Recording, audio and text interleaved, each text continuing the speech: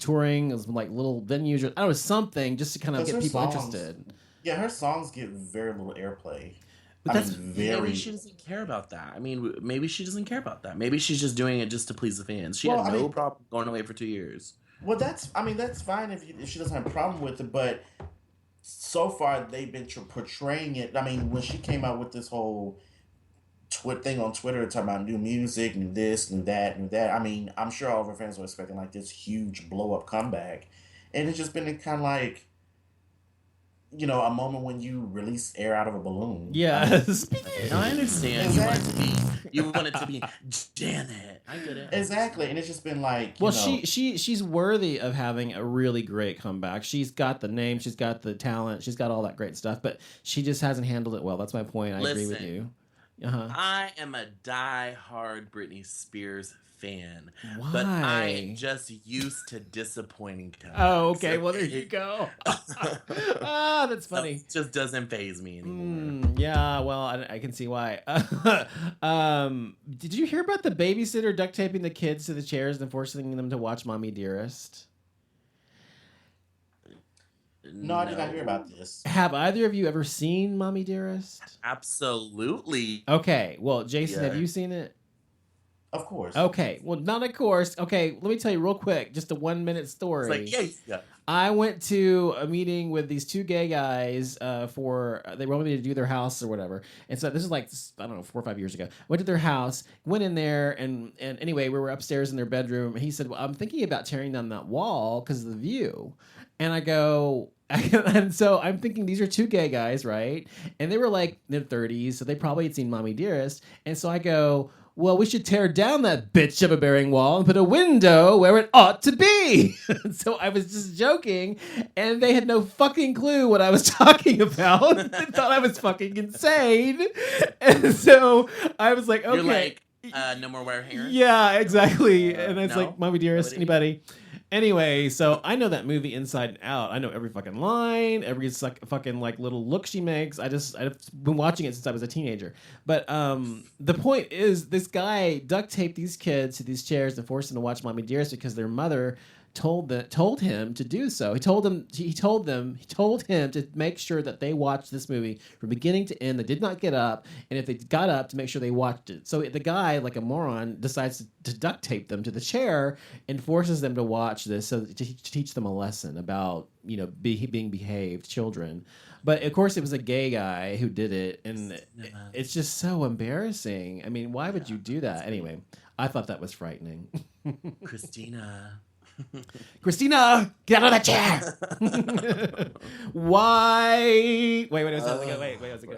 Why can't you give me the respect that I'm entitled to? Why can't you treat me like I'd be treated by any stranger on the street? Because I am not one of your fans.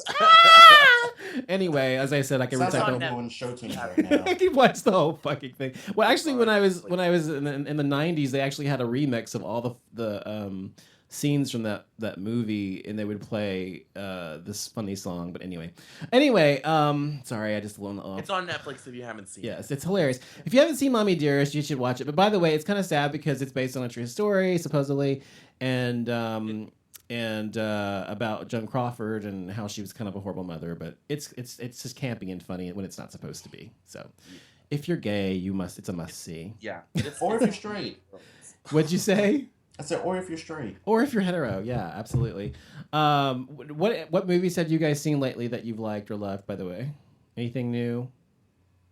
I mean, Straight Outta Compton, but I've already discussed it. But I mean, Yes. that was the last movie I want to see. I do want to go see War Room. War I think Room. I haven't heard about that. It's like I don't know much about the movie, but it supposedly took the spot of Straight Outta Compton this weekend. So well, this past weekend rather. So I do want to see that. I don't know much about the movie, but people are just raving about it, and it made it was #1 at the box office. So I'm gonna see what it's all Well, about. my sister-in-law, my husband and I went to Waco, where his family is for the weekend, for Labor Day weekend, and we went to see because He has a niece who's only 4, and she was staying with her. We had to go see something that she could see. It was appropriate. So we went to see Inside Out. Have you ever seen that movie? It's a cartoon. Yeah, I know It's animated. It was really cute. I was like, oh, God. The emotions. Yes, it's all your emotions in your head that come to life and how they're controlling you and everything. It was really, really good. I loved it. So if you haven't seen Inside Out, check that out. It was really cute. Watch it on Netflix or something. I don't know, whatever. Christian, on what about Netflix. Mm-hmm. When it comes out on Netflix. Oh, okay. I mean later. I mean later, yeah. I haven't been to the movies since The Black Annie was out. Oh my. That's a lie. No, I just that's been straight ages up ago. lied to you. That was the last movie I paid to see. I went to like a media premiere of that movie with God, what's her name? Amy Schumer. Oh, Amy Schumer. Trainwreck. I went to a media premiere of that, so I saw that before it come out. And then how was that? Oh, I loved it. Good. It was super dirty, super funny. Awesome. Yeah, I love Amy Schumer anyway. I loved her way before she was ever on that movie, but yeah. She's awesome. I'm behind on my movies, but I just don't feel like it's been a strong year for movies this year, to be completely honest.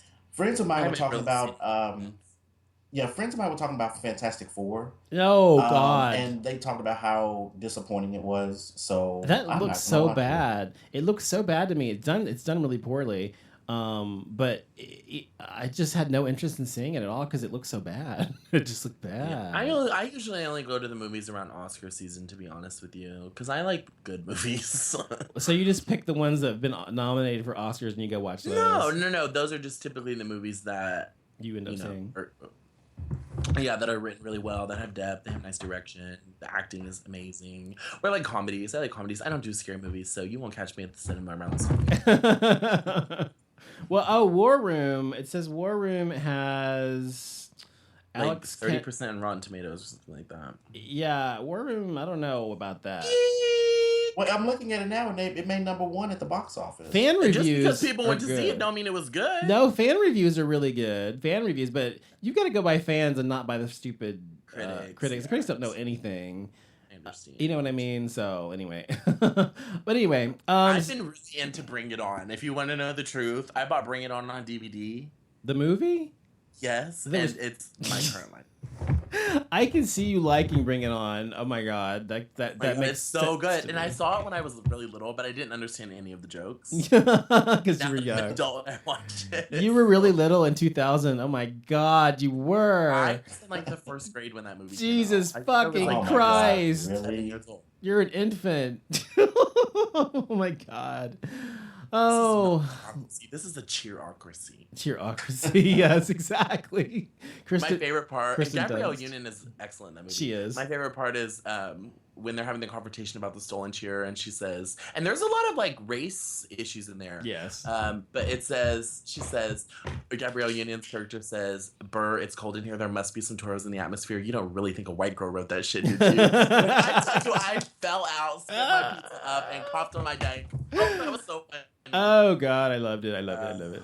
All right, well, that's it for tonight's show, everybody. I want to thank everybody for listening. If you want to check us out, go to gayxyz.com. You can find us on Spreaker.com at GayXYZ Show. You can also go to Twitter, GayXYZ Show, and also on Facebook, GayXYZ Show. So if you want to find out more about me, you can go to offlimitshow.com. Find out more about Christian, you can go to ChristianAlexanderFashion.com. Follow me on Instagram at Christian Craven. And also, I'm going to be in Chicago for the next 7 days. So if you're in Illinois or Chicago, or you know anything that's fun about the city, Boys Town, hit me up. Let me know what's going on. Jason? You can follow me on Twitter. It is Jason B. Like, which is Jason_BE_like, Like. And we'll be back next week with more great things to discuss. Thank you for listening. Good night, everybody. Good night. Bye.